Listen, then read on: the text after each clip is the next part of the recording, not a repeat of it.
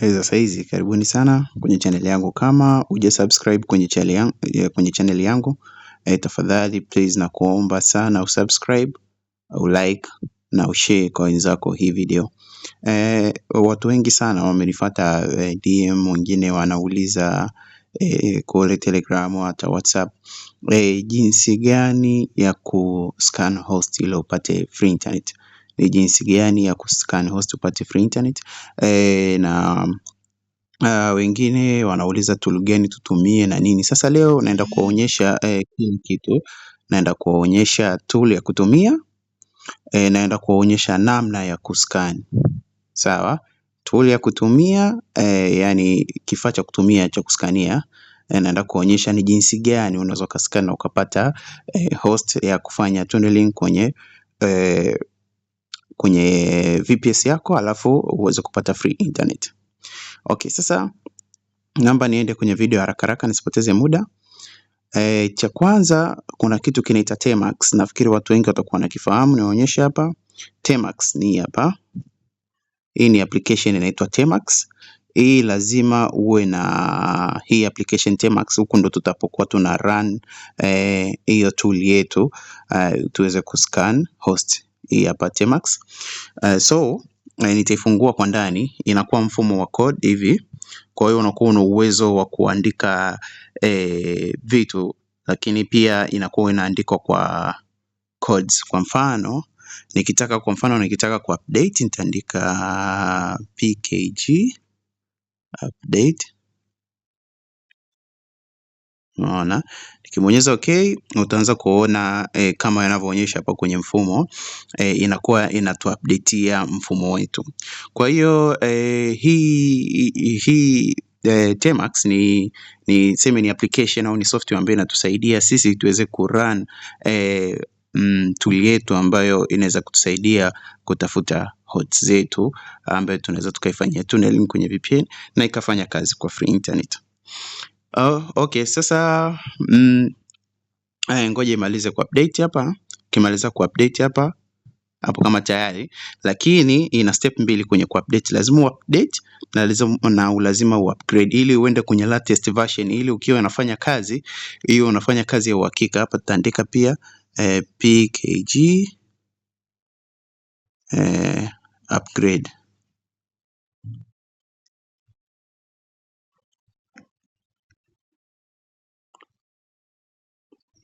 pkg upgrade. Kwa hiyo hapa tuna upgrade, hizo zinaitwa mirrors. Hapa inaniambia nitahitaji MB 84 niweze kuupgrade, nitakubali yes. Kwa hiyo hapa tuta upgrade kwa MB 84. Inategemeana na internet speed yako. Kwangu hapa internet speed naona ni ya kawaida tu. Kwa hiyo maybe inaweza take time kidogo. Hapa inanionyesha inaenda KB 324 per second. Kama unavyoona hapa. Kwa hiyo hiyo ni mojawapo ya tool ambayo lazima uwe nayo. Ukiendelea kuupdate ni kuonyesha na tool nyingine ambayo ya muhimu lazima uwe nayo ili kusaidie. Tool nyingine ni file ambayo inaitwa MT Manager. Ili hapa watu wengi pia mtakuwa mnalifahamu MT Manager. MT Manager ni file kama la simu. Ukiingia ndani hivi ina access storage. Kwa hiyo unaweza kuona vitu vyako kama ulivyo downloads. Hapa ukiingia kwenye downloads itakuonyesha, hii ni kwenye document, itakuonyesha document zako. Unaweza kuingia kwenye downloads, itaonyesha downloads zako huko. Kwa hiyo na yenyewe ni kama file manager la simu, lakini yenyewe ni MT Manager. Hii ina kazi nyingi sana. MT Manager kazi nyingi sana. Kwa mfano kama mimi hapa ninayo ya premium. Hii na pia inaweza ikakusaidia kama kuna wale ambao wana mod application, kuzitoa VIP, pia wanatumia MT Manager. Ina kazi nyingi sana. Kwa hiyo ingia kwenye Google, haipatikani Play Store, ni Google. Kwa hiyo utaingia Google, utasearch, utadownload kupitia Google. Na kama unataka ya VIP, nitaacha namba yangu hapo chini ya WhatsApp, just utanicheck. Kama unataka ya WhatsApp utanicheck. Na pia Tmax, na recommend Tmax. Usidownload Tmax ya Play Store please. Usidownload Tmax ya Play Store kwa sababu Tmax ya Play Store haipo up to date. haipo up to date. Kwa hiyo kwa wale ambao wanataka Temax, utaingia Google, uta search Temax APK.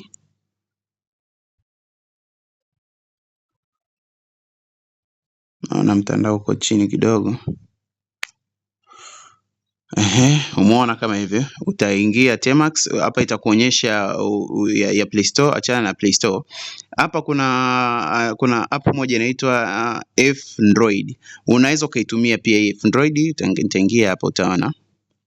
Umeona hapa F-Droid, ukiingia hapa utaona sehemu option ya kudownload Temax.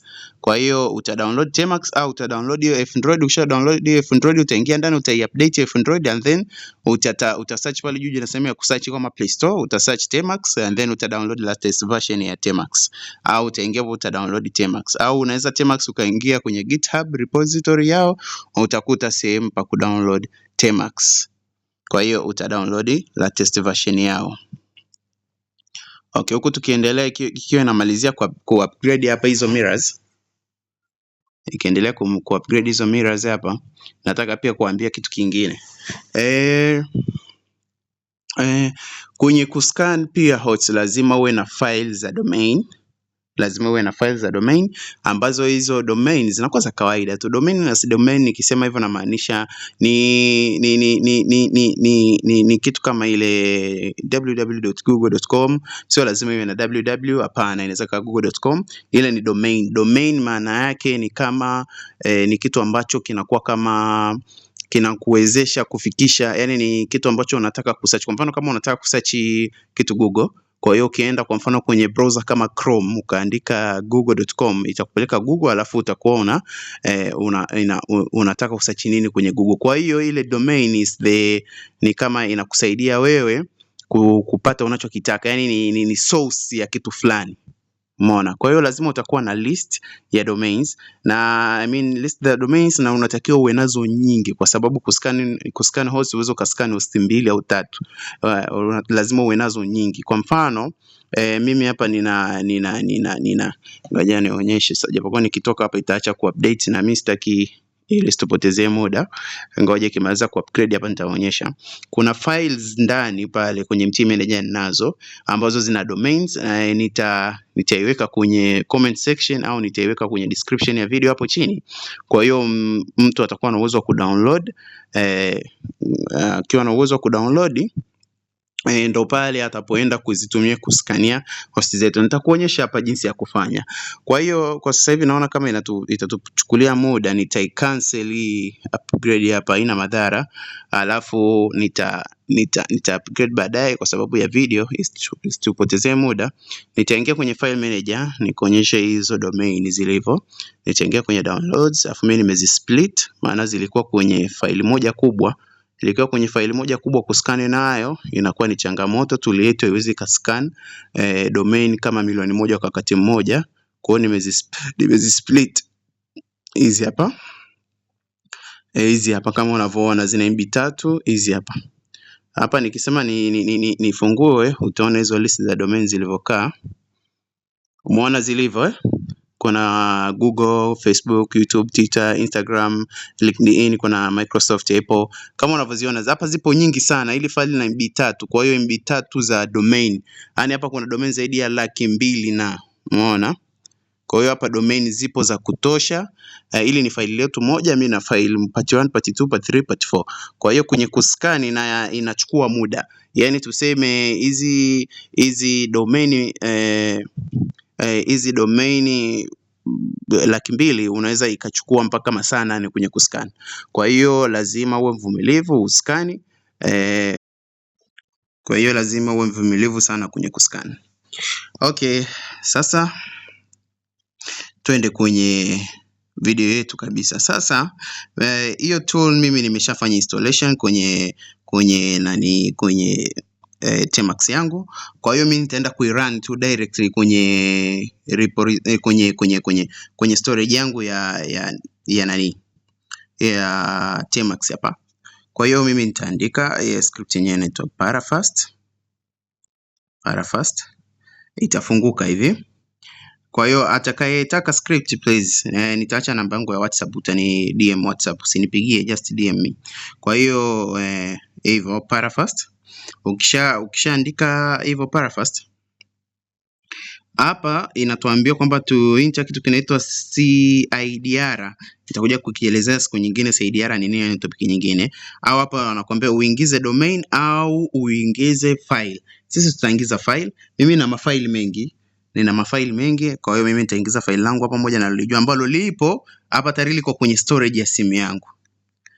Name of the file ya kwangu ni vtv.txt, maana hii ni text zimo humo, kwa hiyo nitaandika .text, nikibonyeza hapa okay, maana yake na hapa imeshatokea tiki, maana ili file lipo vtv.txt lipo kwenye storage yangu. Hapa tunachagua thread nzuri, threads nzuri ni 100, lakini mimi na recommend sana 50 kama unakuwa uskani host nyingi sana, ila kwa sababu ya video isichukue muda, japokuwa najua hazipo nyingi, nitaweka tu 100 vile vile, au nitaacha default. Hata usipoandika ukiacha inakuwa default.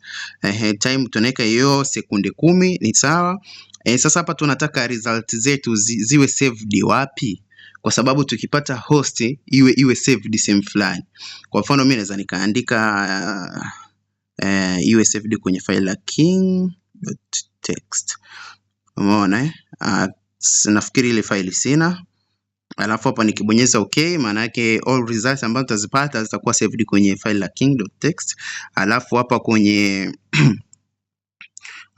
hapa nataka iwe saved wapi? Kwenye storage au kwenye storage ya Temax au kwenye storage ya simu yangu. Mimi nataka iwe stored kwenye storage ya simu yangu, kwa hiyo nitaweka S, maana yake ni storage ya simu yangu. Alafu kwenye port tunaweza tukachagua, but sisi tuna base sana kwenye port mbili. Sisi tuna base sana kwenye port ya 80 au port ya 443, lakini kwa sababu hii toolkit ipo automatic tayari, hizi zipo by default. Port ya 80 na port ya 443 ipo by default, kwa hiyo haina haja ya kuandika, kwa hiyo tunaacha tu blank hivyo hivyo. Na hapa sisi tutatumia by default, tutatumia header. Sisi hatutumii get, post wala trace, na tutakuja kuelezea maana baada ya hivyo, yani siku nyingine, maana hizi haya maneno. Kwa hiyo sisi tutaenda na header ambayo ipo by default. Alafu hapa port tunataka skip port zipi, kodi zipi ambazo sisi hatuzihitaji. Hii kwa mfano 302 ni kodi ambayo hata ukipata host ambaye ana respond kwenye 302, maana yake the website is blocked, yani haifanyi kazi. Na 302, 307 na kuendelea. Kwa hiyo si hapa pia tuache blank, hatupause. Tukibonyeza hapa itaanza kuscan kama unavyoona. Umeona, because nipo na bando itaonyesha kwamba host zetu zote zina respond kwa sababu nipo na bando. Lakini kama una bando itascan tu pale inapoendelea kuscan. Ikiwa imerespond moja, maana yake ni kwamba utakuwa umepata.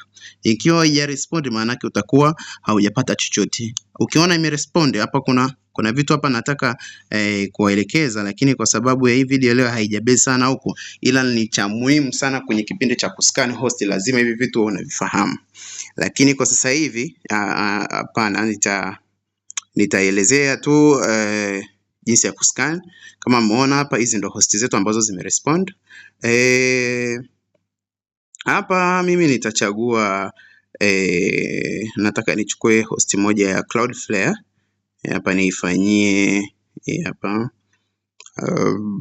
nichukue hii ya kwanza, alafu nataka nikaifanyie tunneling ili pia mtu aone jinsi inavyofanywa tunneling.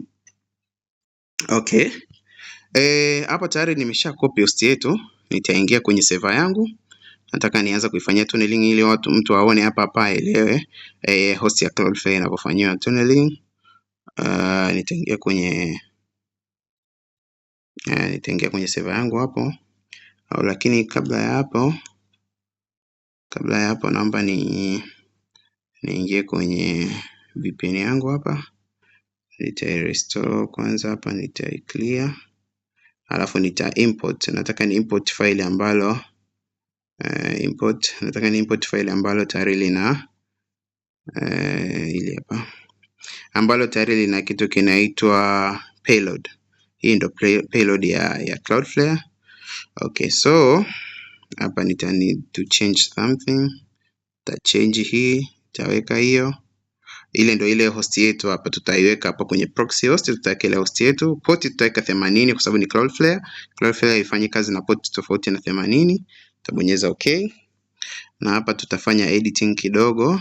Nitatoa hii host hapa, nitaweka ile ya Cloudflare hapo tayari. Hapa nikisema hapa tayari nimeshamaliza. Hapa nikisema ni connect haitofanya kazi, I don't know. Haitofanya kazi. Yes, I think haitafanya kazi kwa sababu ya SSH. Ndio maana nilitaka kuingia kwenye my server hapa. Niingie hapa. And then menu. Na kama kuna mtu pia anahitaji script ya server pia nitafute. Okay, hapa tunatumia proxy, hapa tunatumia WebSocket proxy. And then tunachagua port. Mimi nataka port ya 80. Yes. Yes. Hapo tayari tumesha allow. Yes, port ya 80 inafanya kazi. WebSocket maana yake ipo active, umeona? Kwa hiyo nitakuja hapa kuchukua domain yangu hapa ili nikaitumie. And then hapo bado sijamaliza, nitarudi, nitakuja hapa kwa upande wa SSH. Hapa nitaipaste ile domain yangu hapa. SSH port tunatumia 80 kama kawaida. Okay, username na password ndo nataka nije ni create hapa. It's very simple ku create. Ta create hapa. Add user. So hiki hapa YouTube.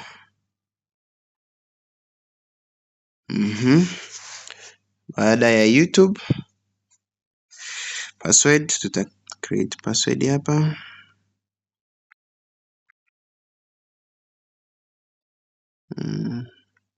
Create password yetu hapa.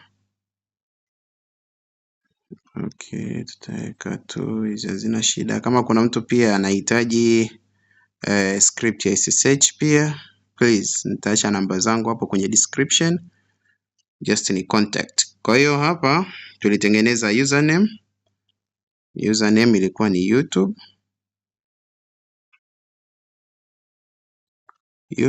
Was okay. Password, naweka password yangu hapa. I think kama sijakosea. Okay, let's see kwenye logs nikibonyeza connect.